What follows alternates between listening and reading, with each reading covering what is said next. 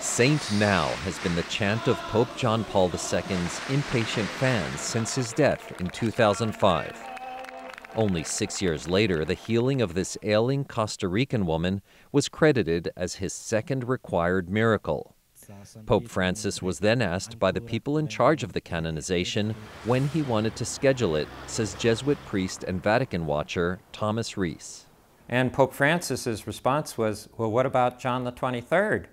And they said, well, he's only got one miracle, and he needs 2 miracles in order to become a saint, in order to be canonized. And his response was, says who? He's the Pope. John Paul is certainly the better known of the two. The Polish Pope journeyed to the far corners of the earth, and his papacy is often believed to have accelerated the fall of communism.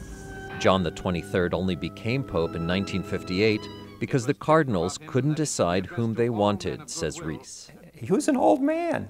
They elected him as kind of a place setter. But he convened the Second Vatican Council to modernize a seemingly anachronistic institution. More than 2,000 representatives from almost every country in the world are meeting to review the position of the Church in the space age. This was an extraordinary move because we hadn't had an ecumenical council like this in a long, long time.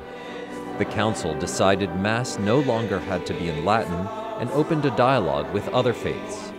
Some traditionalists feel John the 23rd and the council went too far, while some liberals feel John Paul II was dogmatic and covered up clerical sex abuse.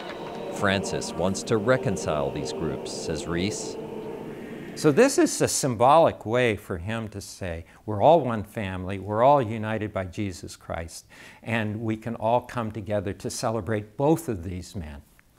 The two popes are both examples for clergy today, says Reverend Richard DeLilio, a professor of homiletics at Catholic University of America in Washington. I think what they had that every preacher should have is dynamism. And the second thing they had that every preacher should have is that they preached what they believed and witnessed it. And that, say fans of Francis, also describes the current pope. Jerome Socolovsky, VOA News, Washington.